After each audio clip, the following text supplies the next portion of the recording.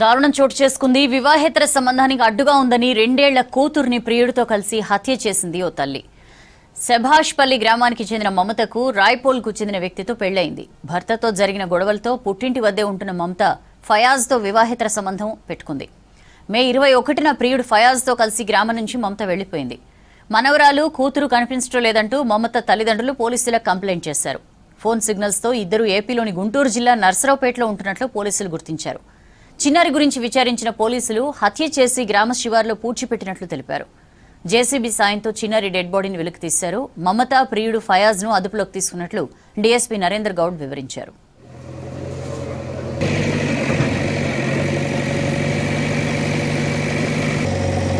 మెదక్ జిల్లా శివంపేటలో దారుణం చోటు చేసుకుంది. వివాహేతర సంబంధానికి అడ్డుగా ఉందని 2 ఏళ్ల కూతురిని ప్రియుడితో కలిసి హత్య చేసింది ఓ తల్లి.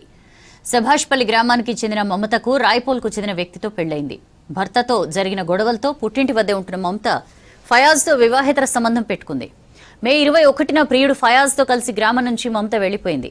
మనవరాలు కూతురు కనిపించడం లేదంటూ మమత తల్లిదండ్రులు పోలీసులకు కంప్లైంట్ చేశారు. ఫోన్ సిగ్నల్స్ ఆధారంగా ఇద్దరు ఏపీలోని గుంటూరు జిల్లా నర్సరావుపేటలో ఉంటున్నట్లు పోలీసులు గుర్తించారు. చిన్నారి గురించి విచారించిన పోలీసులు హత్య చేసి గ్రామ శివార్లో పూడ్చిపెట్టినట్లు తెలిపారు. జేసీబీ సాయంతో చిన్నారి డెడ్ బాడీని వెలికి తీశారు. మమత ప్రియుడు ఫయాజ్ను అదుపులోకి తీసుకున్నట్లు డీఎస్పీ నరేందర్ గౌడ్ వివరించారు.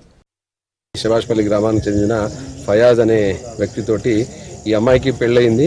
పెళ్ళయి రాయపోలు గ్రామము సిద్దిపేట కమిషనరేట్ పరిధిలోని రాయపోలు గ్రామానికి చెందిన వ్యక్తితో పెళ్లి కావడం వల్ల అక్కడ నుంచి కూడా గత మార్చి నెలలో అక్కడ నుంచి కూడా ఈ ఫయాజ్ అని శభాష్పల్లి గ్రామానికి చెందిన ఈ వ్యక్తితోటి ఆమె ఎలోప్ అయింది.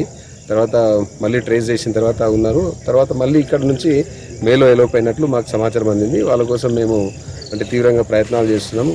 సో ఇందులో భాగంగా మాకు ఏంటంటే గుంటూరు నర్సరావుపేట ఆ ఏరియాలో ఉన్నారని చెప్పేసి మాకు సాంకేతిక ఆధారాలతోటి మాకు తెలవడంతో మేము వాళ్ళను ట్రేస్ చేసి తీసుకొని వచ్చినాము.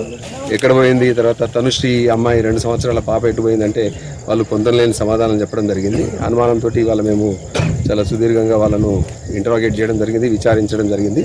ఆ విచారణలో భాగంగా ఇద్దరు కూడా ఏంటంటే అమ్మాయిని తమకు అడ్డుందని చెప్పేసి, అమ్మాయి జ్వరంతో ఉండడంతో అడ్డుందని చెప్పేసి గత జూన్ 7th నాడు 7వ తారీఖు నాడు ఇక్కడికి పాపతో పాటు వస్తూ ఆమెను హత్య చేసినారు. తర్వాత గొంతు నులిమి హత్య చేసి ఇక్కడనే శభాష్పల్లి ఈ ఏదైతే పొలాల్లో ఈ వాడుక పక్కన ఒక గుంత తీసి దాంట్లో కూర్చడం జరిగిందని చెప్పడంతో ఇవాళ మేము మొత్తం పోలీస్ టీమ్స్, తర్వాత మెడికల్ ఎక్స్పర్ట్స్, డాక్టర్స్, తర్వాత తహసీల్దార్ గారు, శివంపేట తహసీల్దార్ గారు ఆధ్వర్యంలో ఇవాళ దీన్ని శవాన్ని మేము వెలికి తీయడం జరిగింది.